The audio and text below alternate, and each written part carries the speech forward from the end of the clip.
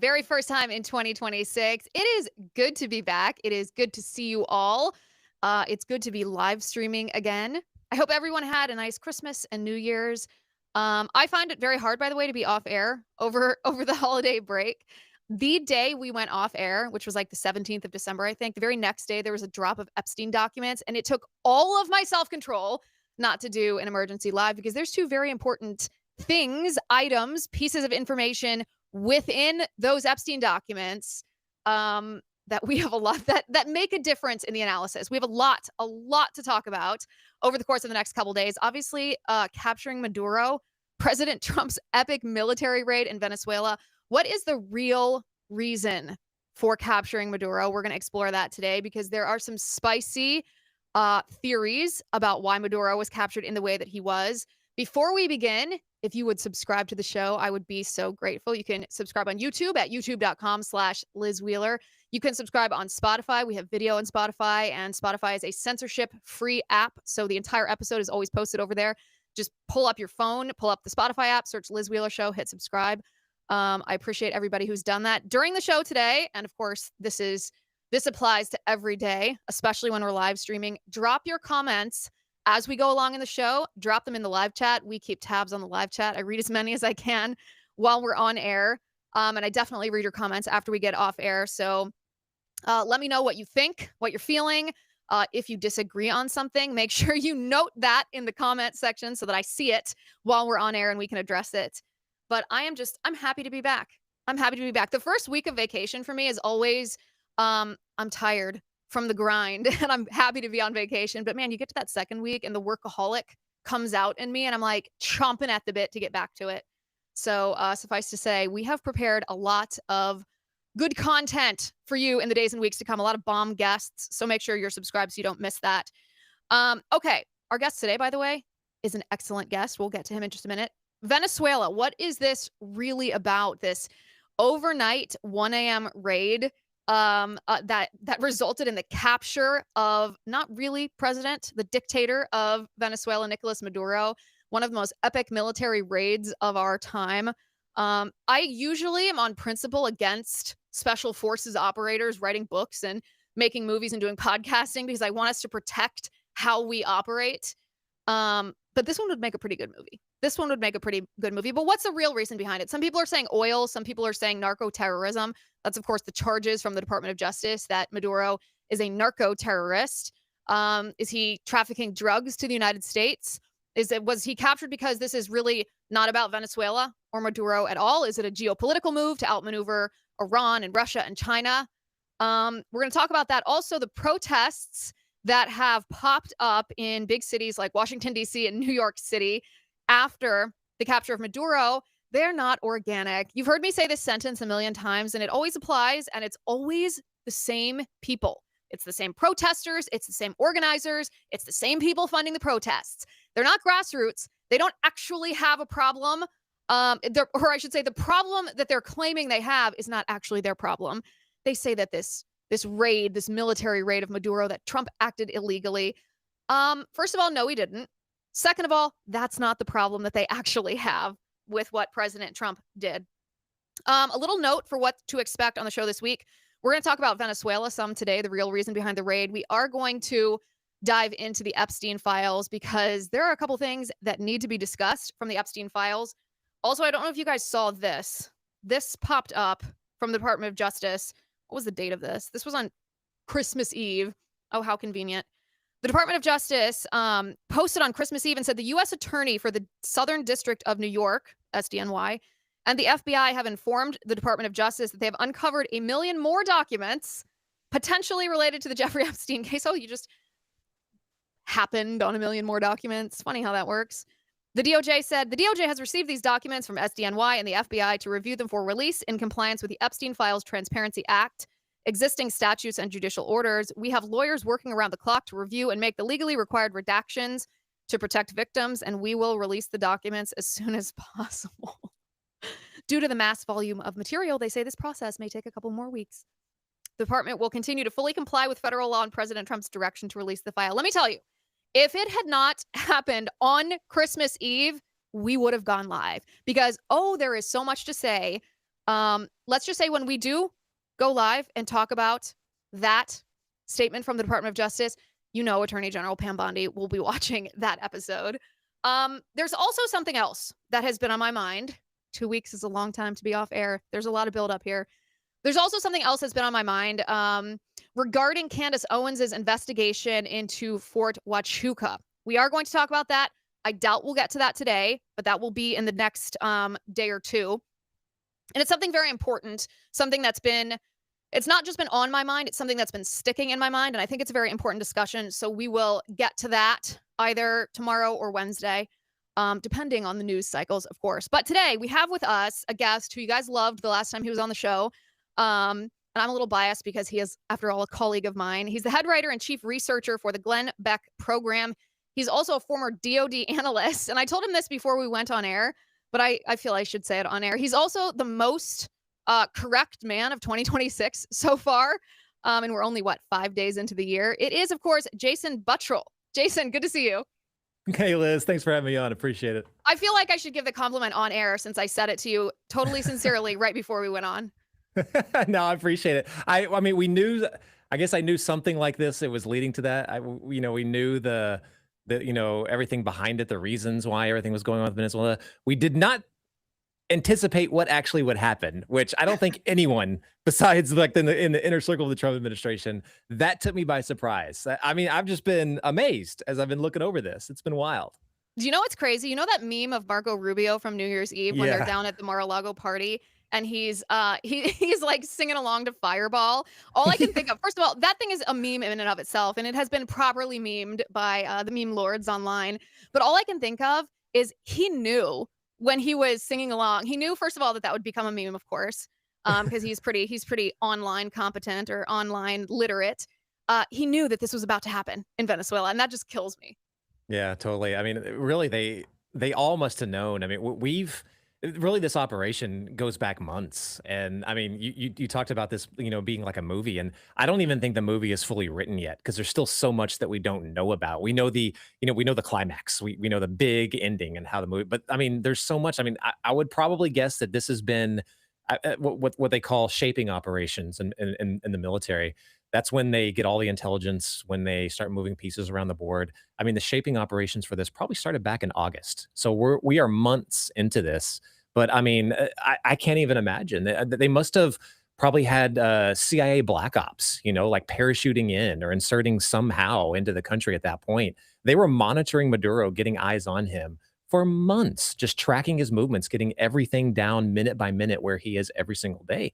And like I said, I am just blown away. And I don't know how far into the weeds you want to get in just to the military operation part of it. But that in itself is a podcast. Oh, my gosh. Totally. And I think there's a lot of things we need to talk about. We have to talk about, obviously, the opposition. There's some opposition from people on the right to this military action, and I think it's for a couple reasons. I want to talk about, in my opinion, and I know that this is not going to land with everyone who's watching today, but hear me out because I think I make a good argument and I might convince you.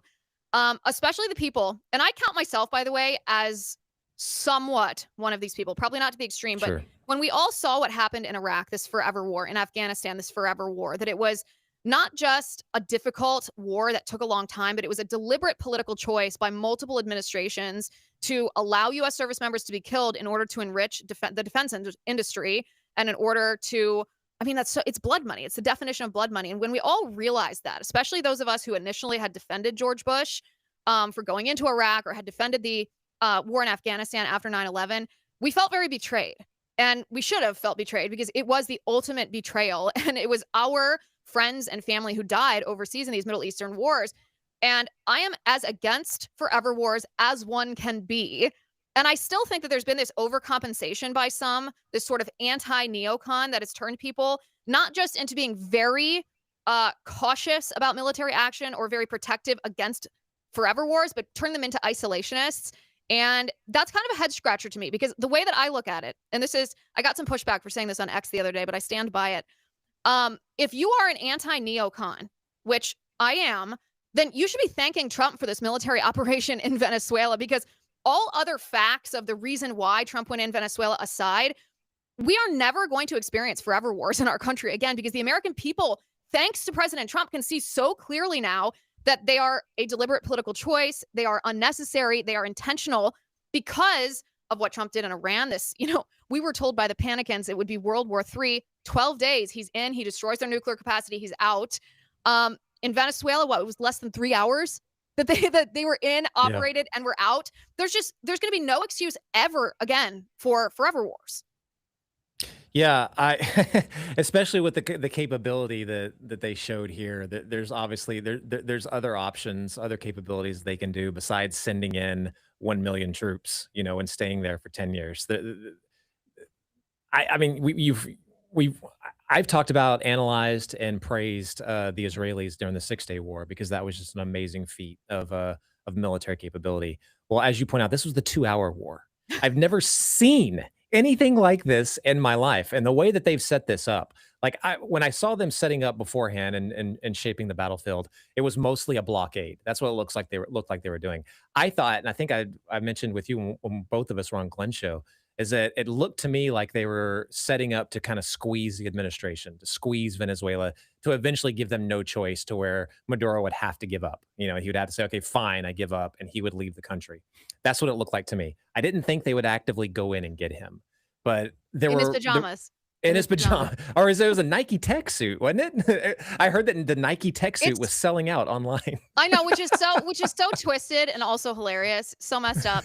I do want to talk, by the way, about the military aspect of this, because one of the things that President Trump said in his press conference after we all woke up and found that he had gone to war and gotten out of war before we even woke up, one of the things he said in that press conference the next morning and it was just a passing comment, although I never think things are passing comments with Trump. People think he speaks off the cuff, and I don't believe that. He mentioned that when the planes, the 150 planes, were in the air, he's like, yeah, we did a little something that we have the capacity to do. And, it was very dark in Venezuela. All the lights were off. And I was like, whoa. Give me a little more detail about that, because that seems to me like, I knew that U.S. Cyber Command was very powerful. I think like cyber warfare to me, or at least this is the way I think about it, is kind of like submarine warfare. Like, you don't see it and you don't hear it. And so you forget that it exists, and it's like raging under the sea. Yeah, this is something that military analysts have been looking at for quite a long time, especially people like me that don't have the access that we used to, but we're looking at where things were going, the trajectory at the time, and where things are going now. But first strike weapons, I mean, they used to say, in like a large war, like nuclear weapons between great powers would be the first strike weapons. The Air Force, in smaller regional wars, not involving nuclear weapons. The Air Force is like the first strike weapons or Tomahawk missiles, something like that. Well, the battles of the future are going to be cyber weapons, cyber warfare, absolutely. And a huge cat was let out of the bag between, I think it was during the Obama administration. Actually started under the Bush administration, but then was actually executed under the Obama administration. Was a cyber weapon called Stuxnet against Iran. Yep. And that was like kind of the first time that we proved that you can cause physical damage basically by pushing the enter key from somebody in Virginia in another country. And it was a huge, I guess, watershed moment for the entire world. Well, we haven't heard every country has kind of kept that under wraps. Well, I believe another watershed moment just now happened because, I mean, the president mentioned Space Command. He mentioned Cyber Command. Chairman of Joint Chiefs mentioned the same. They were trying to kind of hint towards that. And I think that was a direct, just like you said, deliberate. I think it was a threat to the rest of the world that, yes, we have this capability. We can completely shut your country down before we go over there. Air defense doesn't really matter because we'll just shut it down and then fly in anyway. And by the way, the entire air defense system of Venezuela was mostly Chinese radars. It was supposed to be the hardest military target to hit in Latin America because of their relationship with the Chinese. But not only their relationship with the Chinese because of those radars, but also the Russians. The Russians supplied the missiles, the S-300 missile system to shoot down American planes if they ever went in. Also, that's the S-300 is not their top system, but it's one of their big systems.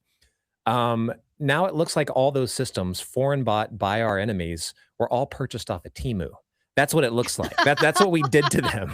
It was, I mean, right now, because of this hit, and by the way, Liz, you might have saw this, a Chinese delegation was actually in Caracas Yeah. the same day They made a bit. I think that was actually the last public sighting you saw of Maduro was when he was shaking hands with the Chinese. They're in a hotel somewhere. There's Chinese military experts operating their air defense systems, Russian experts for the upkeep on their air defense missiles, and then you have the Cuban intelligence apparatus, which is all over the country, that is supposed to be informing everybody about what's going on, and we just sailed right through it. I mean, circumvented the entire thing. What are the Chinese thinking right now? I mean, I mean, not only, I mean, and we'll can go into this more about what this means going forward. We've spoken a little bit about this, about how this being a bigger, thing. You mentioned at the top of your show that some people think it's about the oil, some people think it's about this, some people. The true answer is you're kind of all right. You're just not putting it all together. Yeah. Because yes, it is about oil, but not in the fact that we want to take the oil. We don't want our adversaries getting their hands on the number one 303 billion in oil reserves. They're number one in the world. And that's not the Saudis, it's not the Iranians, it's the Venezuelans. And we do not want our adversaries to get a hold of that. But if you don't have access to that, and China was their largest purchaser of oil exports, China was. I don't think that's going to continue any longer. Now, if you Past don't have that tense. oil, Dun, dun, past dun. tense, if you're not getting Iran, which Iran, look, Trump's making moves on Iran now as well, or at least showing support to the protesters. Then, if you lose Iranian oil, I think the Chinese were the largest purchasers of Iranian oil as well. If you're already having a trouble getting Russian oil because it's so heavily sanctioned due to the war in Ukraine, how are you going to mount an operation against Taiwan? Yeah. And that is a huge, I mean, huge that's point to 3D make. chess, what you're describing, Jason. I mean, people make Oh a my lot of gosh. jokes about Trump's offhand comments. Is that 3D chess? Did he just say what he was, thinking, basically stream of consciousness, rage tweeting while he's going to bed Yeah, type yeah. of thing? And I mean, some of this stuff really is 3D chess. Um, Mhm. and it's also, I mean, I don't know about you. I am very skeptical, by the way, of military action. I'm not a neocon, not even close. I want American interests to be protected and I want America to be defended. And I understand the reality that we are not in a situation where we actually have the privilege to be isolationists. In a sense, you wish that we would have that privilege, right? But it doesn't take months to send a transport ship with physical troops to be boots on the ground if you want to actually go to war with someone. I mean, it's literally the click of a button, as you said, from Virginia, turns off the lights of the capital of Venezuela in South America. That's a totally different reality that we're dealing with. And we have to stop some of these threats when they are obviously being cooked up before they actively harm us. And for that reason, I'm a huge supporter of President Trump's foreign policy doctrine. I think it's one of his um, best things because he doesn't want forever wars. And he was, by the way, the first one in all the Republicans. This is a very popular among the Republican base. It's very popular to be against forever wars now. But you rewind 10 years ago, and none of the people who are so vehemently anti-forever war were then. Trump was the leader on that. And it's fine to change your mind. It's not bad that all those Republicans are now anti-forever war. But Trump has been committed to this idea of no forever wars for a long, long time. And his record shows that. All this to say, when I say I feel like patriotism and red, white, and blue pumping through my veins, because when you have the military under the command of someone like Joe Biden and Kamala Harris, you do kind of wonder, like, are the Chinese so far ahead of us because we've been working on like DEI initiatives and like white fragility in the military? Are they like just going to blow past us one of these days? And I feel like I felt that echoed in my head a lot recently in the past couple of years. But you see this and you're like, oh no, we still dominate. Yeah, absolutely still dominate. And I'm glad you bring that up about, the neocon perspective, the more like libertarians, how they feel about what's happening right now. I consider myself libertarian light, I guess is the best way to put it. We'll I, cure you, Jason. It's okay. I don't think that, yeah, I'm very skeptical on foreign wars, foreign entanglements in general, alliances, treaties. I'm very skeptical. Now, when I analyze this, and I think this is healthy for anyone that feels this way, because you are not alone if you feel this way. We're all skeptical of that, as you should be. But then look at what the alternative is in this situation specifically. There is no getting around the world is changing. The world is moving towards what some people have called the fourth industrial revolution. We are at the threshold of that. That means AI, that's quantum computing, that's all the advances that sound really scary that we're all now in a race for with people like China and Russia, mostly China. That means heavy resources, rare earth minerals, stuff like that. Venezuela is about the leader in almost every single one of them. I mean, I didn't realize this. I was looking up facts and I didn't know that they were number 3 or number 4 in the world just in gold reserves. I mean, it is insane. But all of our adversaries were meeting in Venezuela almost like it was the crossroads to destabilize the United States and to lock down that area of resources while we're in this race. This is Yeah. how our adversaries see this, and this is in our backyard. So the alternative to not doing anything is to allow all that to happen, let our adversaries continue to do what they're doing, and then we get pushed into a position to where we lose that Yeah. race and eventually that conflict. That is not acceptable. We cannot do that. Um, but the other alternative is we do intervene and we stop it. I don't know how far they're going to go with this. I know that I saw the vice president that was sworn in Venezuela that she was put into the position of president.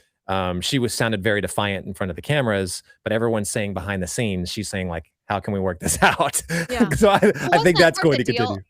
Yeah. According to my sources, and I would like a little more confirmation of this. I don't think anyone has hard, concrete confirmation of anything at this point because everyone was so surprised by all of this. Um, but the reports that I have heard from people who were probably in a position to know, I'm going to caveat that a little bit, is that it wasn't the Trump administration's first choice for her to be president initially. They wanted to support the opposition, but the opposition wasn't really prepared with the infrastructure to actually lead a nation who's just had their dictator captured. There wasn't a plan for like how to run the military or how to fortify infrastructures that are critical infrastructures. And they really didn't have a choice but to say, okay, we can't let you, the opposition, even though you're probably morally aligned with us more than the vice president of Venezuela. It's just not smart to let you lead because that's going to create the power vacuum when other groups don't follow your lead and it becomes anarchy. That has happened in other countries that have led people like you and me to be critical of regime change because it doesn't often work, or at least it hasn't in the past 20 or 30 years here. And that the vice president, and this is again, according to just some things that I've heard reported, that the vice president of Venezuela basically isn't going to be the leader for long, just enough to structure elections and allow the people to vote. And what you're describing is such a breath of fresh air if that is true, because that means they have learned the lessons of, let's say Libya, or they have learned Yeah. the lessons of Iraq, completely turning everything upside down. Even if some of these regimes are very, very unpopular in their country, well, they're still going to have millions that do support them. Yeah. So, you can't all of a sudden have, as you said, a power vacuum and this thing just combusts. So yeah, it's great news to hear that there is somewhat of a plan to do that. I would caveat it like big if true. Yeah, yeah, but huge if true. And I think that I'm very skeptical on everything surrounding this. Let's call it the movie. Because I don't like we've just seen the climax. We've seen the taking Maduro out of Venezuela, but we don't know anything else leading up until then. When it first happened, when it first went down, almost immediately the opposition said that this was a negotiated settlement. Yeah. Did you see that? I did, yeah. So we saw that, but then all of a sudden we see, video of, Apache helicopters pummeling the hell out of this military base and then them forcefully taking him out. So I was like, well, that doesn't seem much like a negotiated settlement. That seems like Right. something completely different. But I don't I know mean, it that doesn't seem now like it was a negotiated settlement.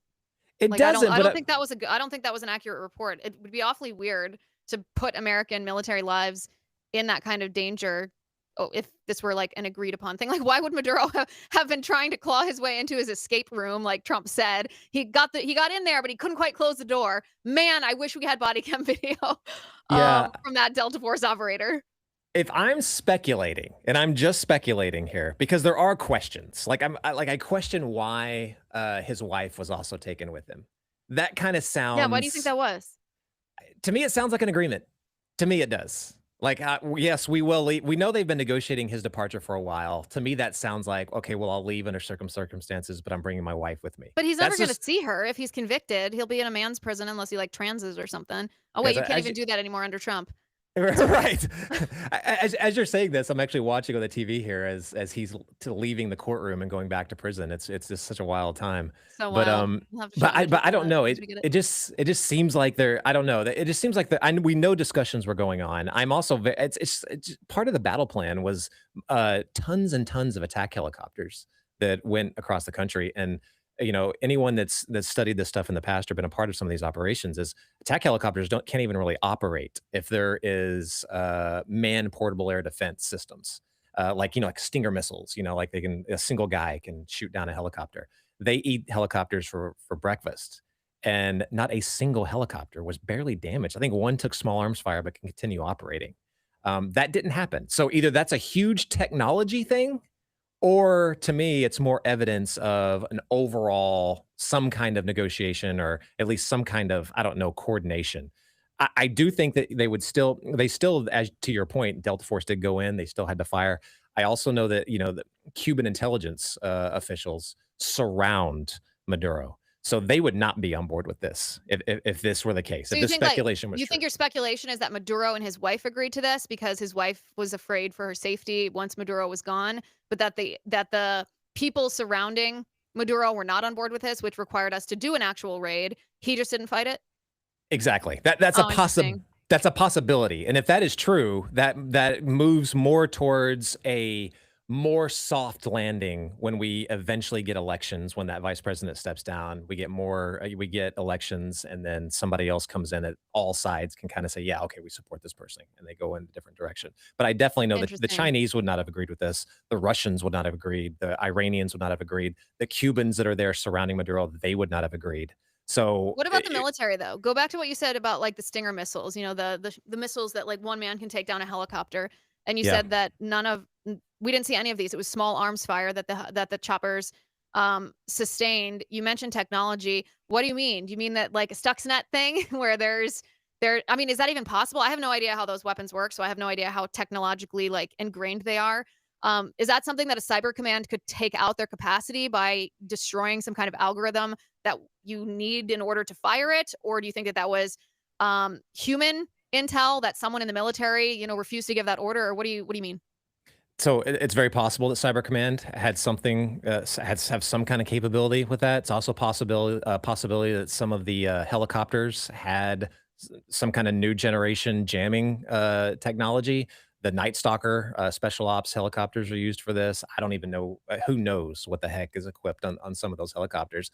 I've just never heard of it from my time when I was in. They did not have that capability. So it's possible they do now. I don't know. That's why when I was looking at this, I was like, well, this is either new technology or a settlement was negotiated. And this all kind of goes towards what the eventual future of how the political situation stabilizes. Either way, Interesting. I'm in it. Either way, I'm We're gonna interested. need you to rejoin so that we can get the answer. I know. I can't wait. It's like you said, it's a movie and it's just unfolding in real time. It's great. Okay, there's somebody in the live chat who has a really good question. His name's Jason too. So, Jason 1984 on YouTube says, "Do you think Trump will go after the president of Colombia next, or the supreme leader of Iran, or what?" I don't think he'll have to. I really don't. Like this is such a huge message. I don't think he'll have to. And I think that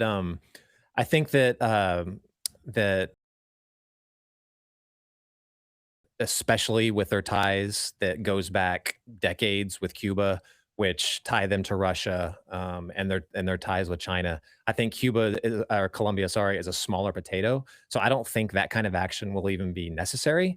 But I do think that Colombia is going to run into the same issues, the same threats, blockades, things like that, that can effectively choke them off of what they want to do if they continue to support that kind of behavior. The One of the groups that helped us to charge Maduro with narco terror specifically was his government's coordination with the FARC, which is a Marxist organization inside Colombia. The United States Marine Corps has been fighting with the FARC forever.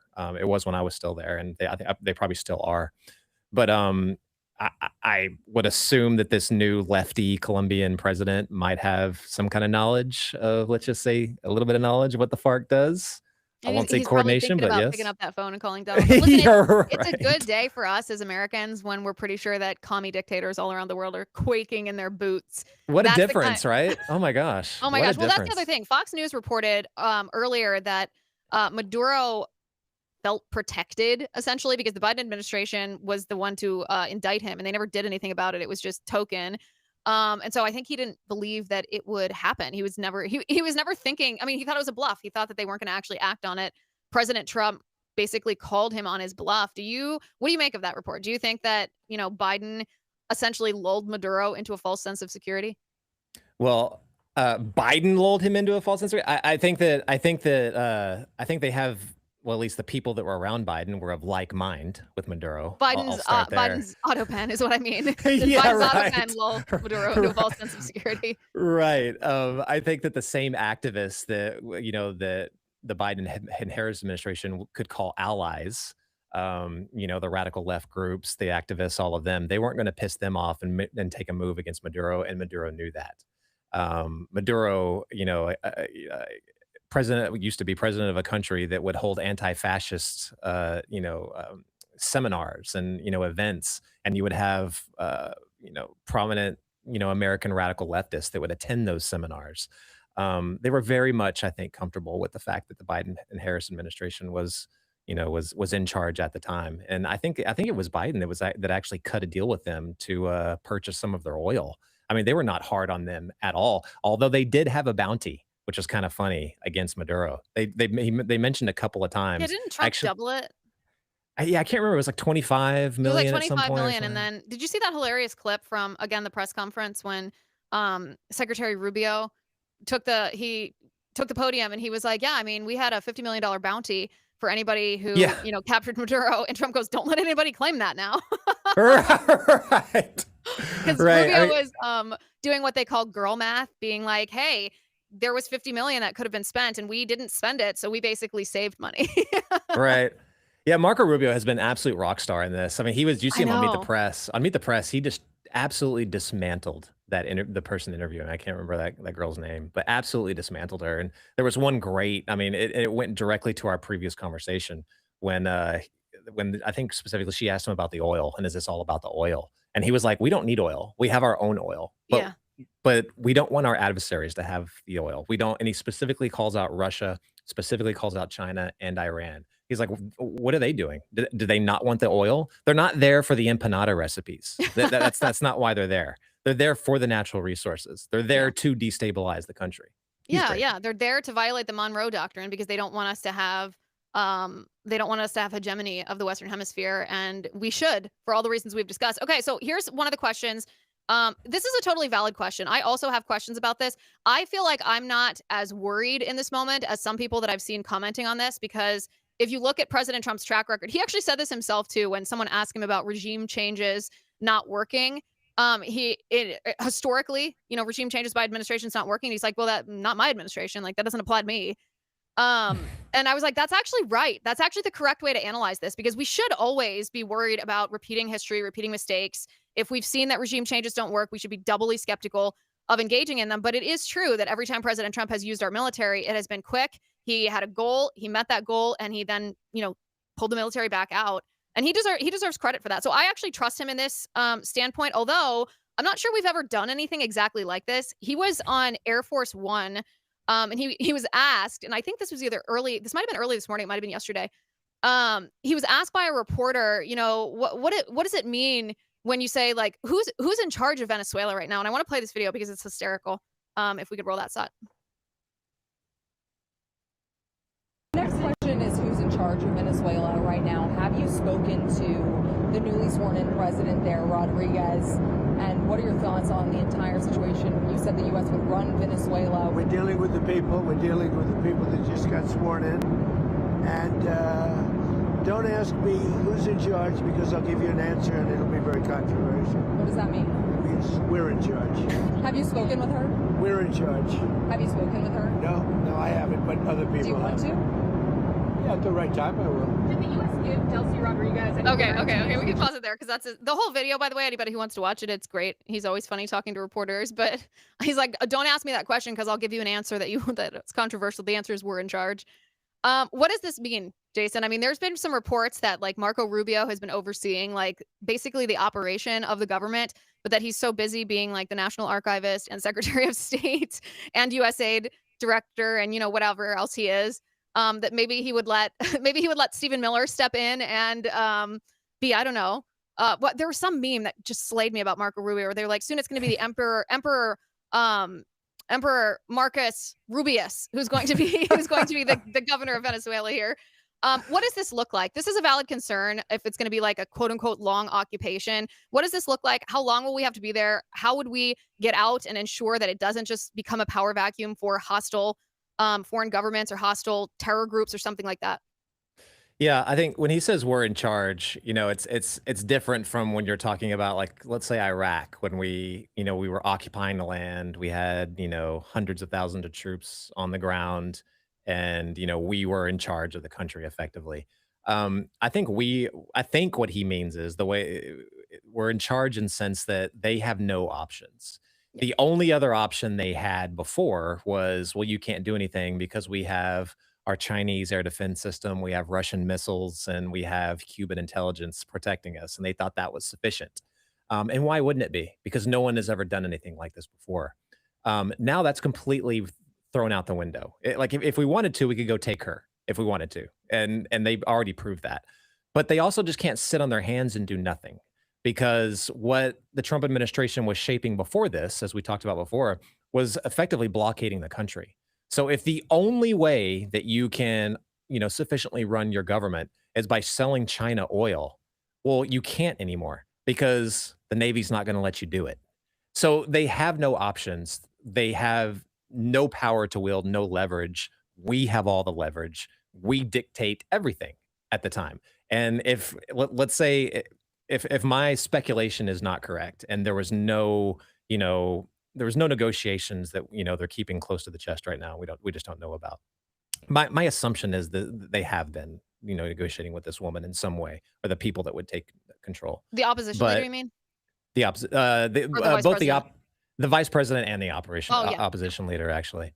But if they want to get squirrely, then and renege and back out of all of that, then they're going to have those realities faced right back at them. That they have no option. So yeah, we are very much in charge. It's just how it progresses. Yeah, I think it'll be interesting. I mean, like I said, I'm very curious. I share people's skepticism, but not like a Sure. distrust. I'm not going to basically blame Trump or put on his record things that Hillary Clinton did for Hmm. for the military industrial complex. Hmm. Um, I I don't know. Okay, go back to the military stuff for a second. I know you have to go because you're on Stu's show at 2, but it's You're Stu, so I'm cooler. going to ask you one last Yeah. question. I love you, Stu. Okay, going back to the military thing for a second. So the CIA gets criticized a lot, and rightly so. They're a completely corrupt organization. I don't even know how you reform it from the inside at this point. Same with the FBI. Just want to make my Yeah. position perfectly clear here. If I were the Trump administration, a lot of these intel agencies, I would farm out the vital functions of these agencies, and then I would raise the rest because they're completely corrupted by the deep state. That being said, the CIA reportedly played a very large role in this operation. There was reportedly a source of the CIA in Maduro's inner circle that was updating the US in reportedly real time about Maduro's, eating habits and what he does when he goes to bed and, everything about his life. First of all, who do you think that was, or who do you think that source is? And then the CIA also, and this is not just like allegedly, this has been reported that the CIA built an exact replica of Maduro's house, his compound, to run this op, rehearsals of this op for the past couple of months. So I want to hit on those two things before I let you go. Yeah. Just to comment on the CIA, I think that yes, I think they're very capable. I think that the CIA agents are very, very good at their job. The leadership, at times, depending on who's there, can be very, very capable. KGB was very, very capable and very, very good at their job as well. But they also kind of partly ran the Soviet Union, and if anybody in the Politburo got out of line, they would just stick somebody else into those positions and then create their own leader. I think that anytime you have a covert, clandestine uh, agency within this country, it's always opposite of the intentions of the founders and the founding documents. I don't think an organization that their specific job is to evade any kind of scrutiny, evade eyeballs, evade oversight. I don't think they belong in this country. So I agree with you. I think that should be farmed out to other agencies. I think we have plenty of great organizations within the country that could take that job. That's all I want to say about the CIA.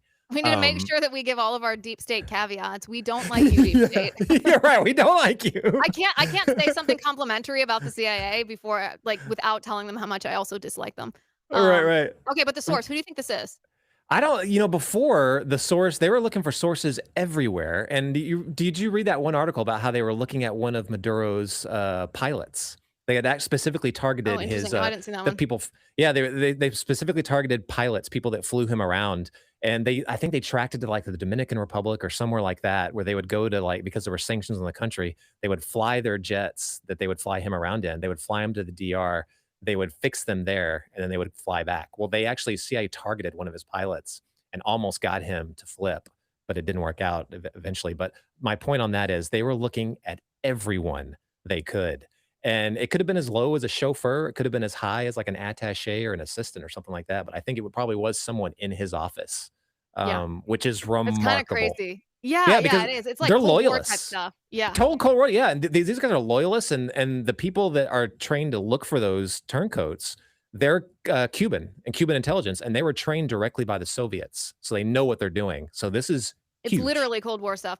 Well, Yeah. it's also, you mentioned chauffeurs, like you said, oh, it could have been, as low as a chauffeur. Well, think about even in our own country, it was that chauffeur of who was that? That was Dianne Feinstein. Remember? Yeah, With that's all right. the whole California scandal. I mean, people That's right. talk when there is someone driving the car or flying the plane, they're in the same room, and they don't interact with whoever, the person in power is.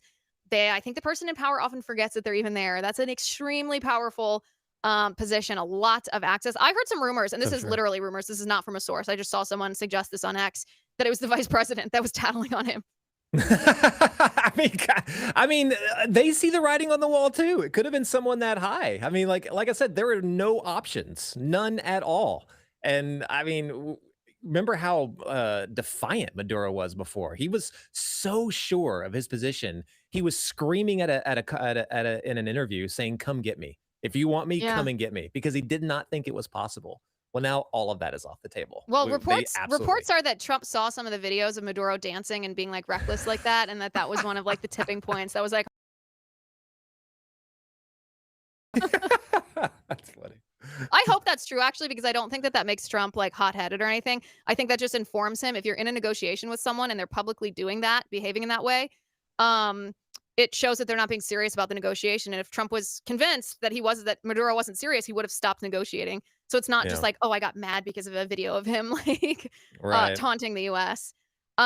Okay. We have so much. I mean, this is going to be an ongoing topic, I think, for a long time, because I think people's eyes have been opened. Not that we were like, not that the wool was pulled over our eyes or anything, but I think a lot of people didn't realize how significant Venezuela is for all the reasons you laid out today, that it was kind of this hub of a lot of Mhm. our adversaries, a lot of hostile foreign nations like Iran, like China, like Russia, like Cuba, both for rare earth minerals and the oil reserves because of this upcoming fourth generation industrial revolution, but also because of the implications that it can have here in the United States. I mean, when you were on the show, this was, I think, early December when we were talking about Venezuela, the last time, there was something that you described about Venezuela, that island, Margarita Island off of Venezuela, Mhm. that's used as a Islamist terrorist training ground. And Yeah. after, I mean, you probably saw this online. That clip went viral because people were like, how do we not know about this? Like, how is this even real? Um, S and So I think crazy. it's so crazy. It's so crazy. But I think that this is going to be an ongoing conversation because of all of these things. It's not just a one and done, like the Soleimani hit. This is not going to be a one and done thing. This is going to be an ongoing thing. So I appreciate you being on the show. I know you have 4 minutes to run over to Stu's studio. So We're all good. It's good just luck and Stu. Godspeed. Thank you, Liz. Okay, tell Stu I said hey. Will do. Okay, guys, one more thing I want to talk about that's super important here. When you're watching the reaction to, or when I've been watching the reaction to this military raid in Venezuela, there's two different types of people who are opposing this. And it's super interesting to me, first of all, that anybody would oppose this in our country. Not to say that we shouldn't be skeptical of our politicians and defensive about forever wars. I'm vehemently against forever wars. You guys know that.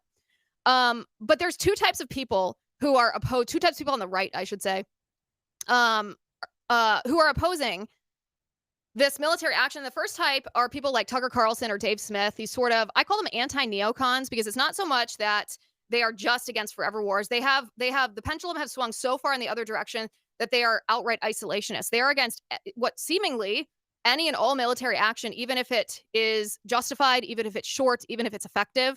And I confess to you, I do not understand this viewpoint whatsoever. In fact, I actually tweeted, or I responded to something Dave Smith. I want to read this to you.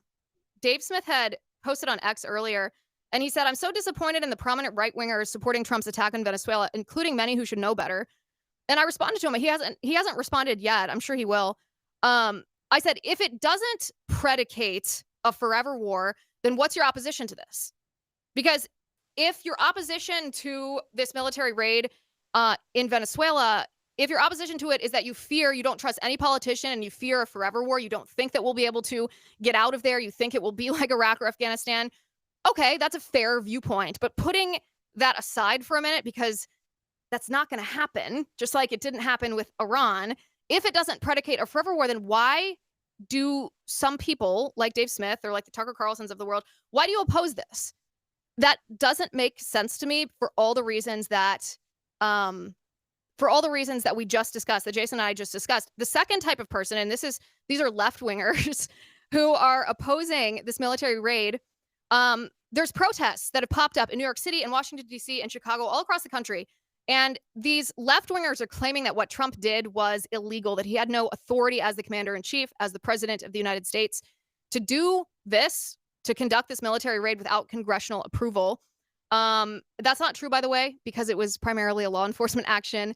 But also, I mean, there's precedent of presidents like Reagan, like H.W. Bush doing things just like this, as long as it's not a protracted, literal declaration of war, if it's just a military action. The president does have the authority to do that. Doesn't mean you have to like it or agree with it, but it's not illegal. The problem, of course, is this argument that's being propagated by these left-wing protesters. That's not their real problem. They actually don't care whether this is legal or illegal. They just like Nicolas Maduro. They literally they favor a socialist dictator. And of course, as I mentioned at the very top of the show, these people are not grassroots protesters. They are not organic groups of people who are gathering in our cities to communicate their grievances. They are funded by Roy Singham. Specifically the People's Forum. You remember the People's Forum. They are funded by the People's Forum. We will have much more on that in the days to come. But make no mistake, Roy Singham is a communist hiding out in China. He supports socialist dictators like Maduro, so he uses his money to pay left-wingers to support Nicolas Maduro in the streets of the United States in order to undermine Trump. Okay, we are out of time for today. Make sure you subscribe to the show. Thanks for watching. Thanks for listening. I'm Liz Wheeler. This is The Liz Wheeler Show.